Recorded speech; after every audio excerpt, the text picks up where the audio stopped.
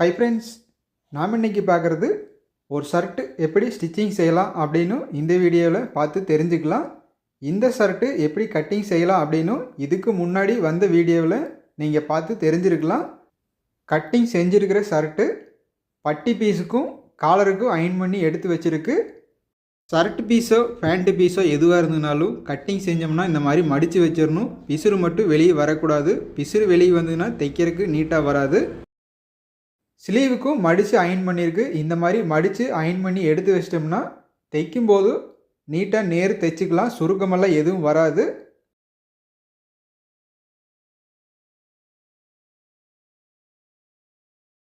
மேல் பாக்கெட்டுக்கு கிளாத்து கொஞ்சம் நைஸாக இருக்கிறதுனால நைஸான கேன்வாஸ் வச்சு மடித்து தைச்சிட்டோம்னா பாக்கெட் நல்லா கொஞ்சம் கிரிப்பாக இருக்கும்.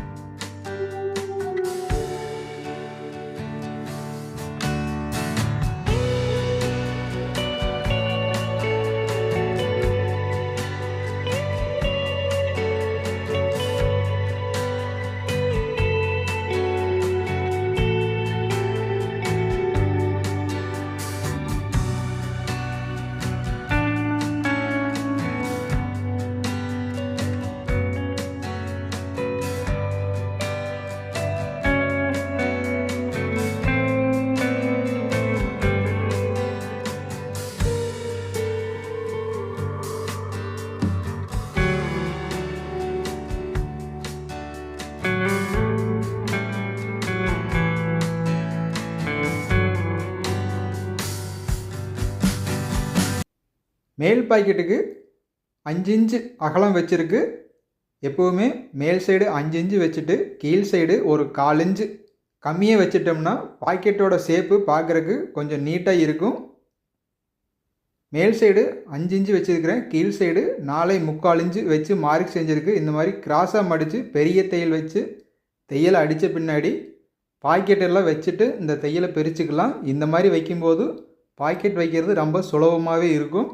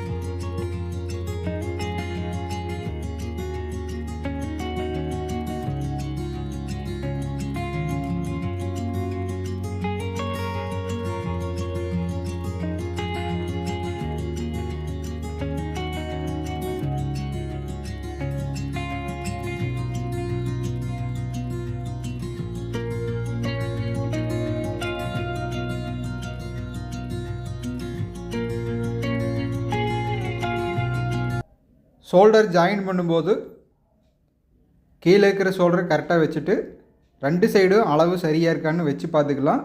ஏன்னா கட்டிங் செய்யும்போது ஒவ்வொரு பாயிண்ட்டு தள்ளி கூட வந்திருக்கலாம்.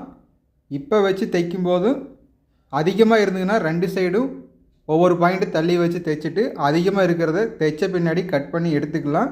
இது ஒவ்வொரு கிளாத்தில் இந்த மாதிரி தான் வரும். ஏன் அப்படின்னா ஷோல்டர் கட்டிங் செய்யும்போது நேர் பீஸ் வச்சு தான் கட்டிங் செய்கிறோம்.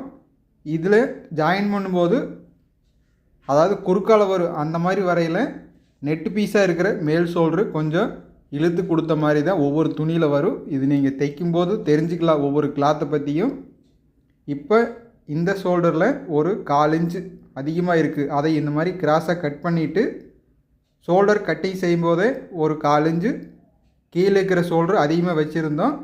அதுலேயும் ஒரு பாயிண்ட் அதிகமாக விட்டுட்டு சைடில் அதிகமாக இருக்கிறதையும் கட் பண்ணி எடுத்துக்கலாம். இப்போ சரியான அளவில் வந்துருச்சு. அடுத்ததாக ஃப்ரண்ட் பீஸை வச்சு ஷோல்டர் ஜாயின் பண்ணி திரும்பவும் பீஸரெல்லாம் உள் சைடு போகிற மாதிரி மடித்து தைச்சிக்கலாம்.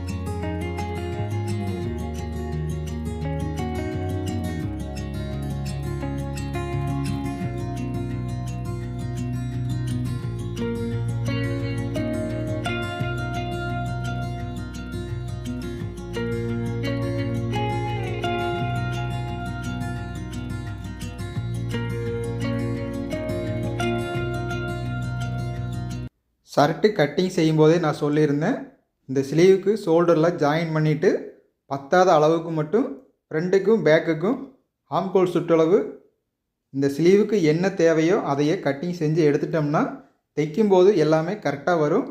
இதை ஷர்ட்டு கட்டிங் செய்யும்போதே இந்த ஷோல்டரில் ஜாயின் செய்கிறதுனால சரியான அளவில் எப்பவுமே வெட்ட முடியாது. ஏதோ ஒரு 1/4 இன்ச்சு முன்ன பின்ன வந்துடும். அதனால் ஒரு 1/2 இன்ச்சு கம்மியாக இருக்கிற மாதிரி கட்டிங் செஞ்சிட்டோம்னா இப்போ தேவையான அளவு நம்ம கட்டிங் செஞ்சு ஜாயின் செஞ்சுக்கலாம். ஷோல்டர் ஜாயின் பண்ணும்போது நான் சொல்லியிருந்தேன், எப்போவுமே ஃப்ரண்டில் இந்த கிராஸ் வர்றதுனால ஒரு 1/4 இன்ச்சு இழுத்து தான் தையல் அடிக்கிற மாதிரி இருக்கும் அப்படின்னு. இதுவே பேக் சைடு சரியான அளவில் இருக்கும், இழுத்து தைக்க வேண்டியதில்லை. நீங்கள் இது லூஸ் விட்டு தைச்சிட்டிங்கன்னா கண்டிப்பாக மேல் சைடு தையல் அடிக்கும்போது ஸ்லீவுக்கு சுருக்கம் வரும். அந்த மாதிரி இருந்ததுன்னா சட்டை ஃபினிஷிங் நல்லா இருக்காது. அதனால ஒரு பாயிண்ட்டுக்கு மேலே இழுத்து தையல் அடிக்கிற மாதிரியே ஆம்கோல் சுற்றளவு கட்டிங் செஞ்சுக்குங்க.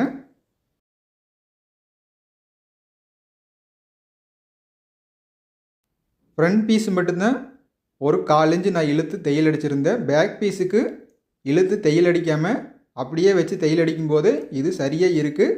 கட்டிங் வீடியோ பார்த்துருந்தீங்கன்னா அதுக்கு நான் தெளிவாக சொல்லியிருப்பேன் இது எதுனால வருது அப்படின்னு. இப்போ திரும்பவும் திருப்பி மேல் சைடு 1/4 இன்ச்சு ஒரு பாயிண்ட் அளவுக்கு தையல் அடிச்சுக்கலாம். இந்த தையல் அடிக்கும்போதும் உள்ளே இருக்கிற துணியில் கரெக்டாக ஓரத்துலேயே வரணும். தள்ளி வந்து தையல் விழுகாமல் வந்துட்டாலும் தையல் கட்டாகி போயிடும். பாதிக்கு தையல் அடித்த பின்னாடி உள்ளே இருக்கிற கிளாத்தை நல்லா தள்ளி விட்டுக்கலாம்.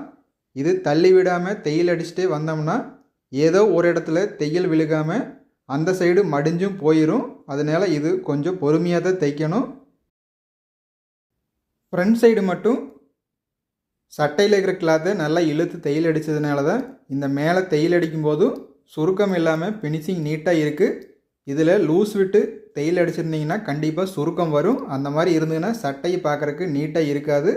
அதுவும் பாலிஸ்டர் சட்டையாக இருந்ததுன்னா கண்டிப்பாக இழுத்து தையல் அடிக்கணும், இல்லைன்னா சுருக்கம் வரும். உள் சைடும் ஃபினிஷிங் நீட்டாக இருக்குது. ஷர்ட்டு கட்டிங் செய்யும்போது 18 இன்ச் ஷோல்டர் வர மாதிரி வச்சுருந்தோம். அது கரெக்டாக தான் இருக்குது.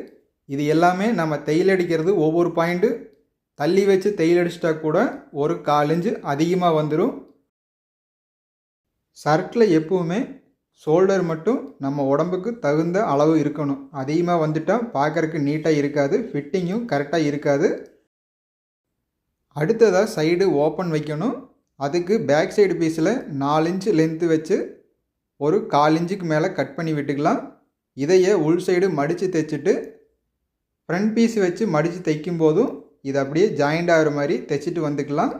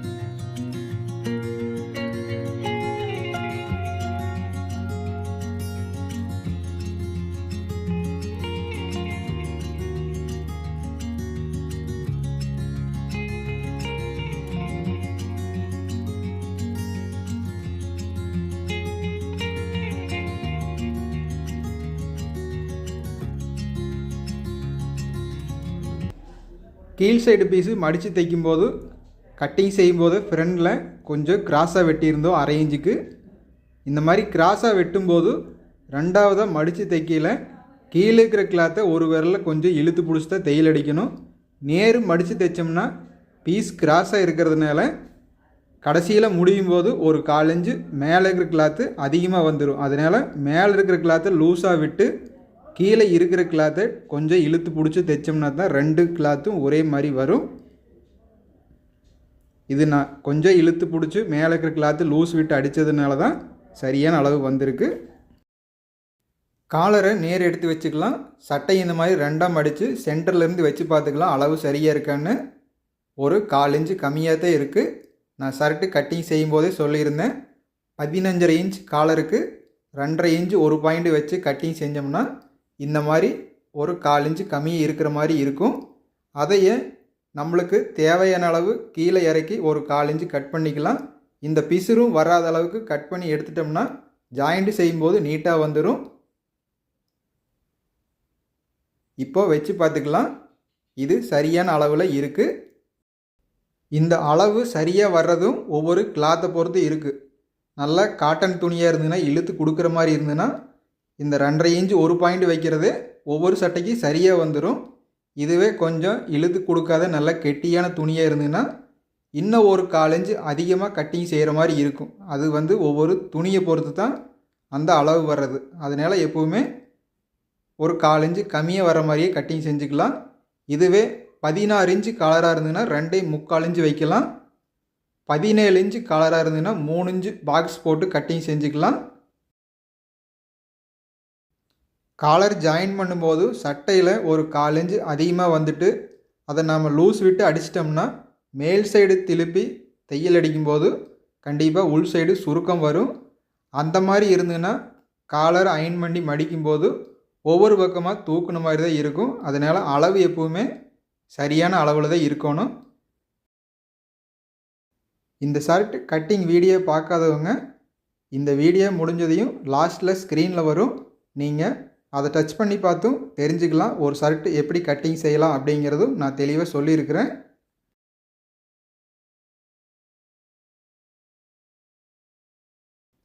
காலர் வச்சு அட்டாச் பண்ணும்போது எப்போவுமே சென்டர்லேருந்து வச்சு தைக்கும்போது 2 சைடும் ஒரே மாதிரி வரும். நெக்கில் இந்த ஓரத்தில் வர்ற பிசுறெல்லாம் உள் சைடு போகிற மாதிரி இந்த பிரிக்கிற ஊசியில் வச்சு உள்ளே தள்ளி விட்டுக்கலாம்.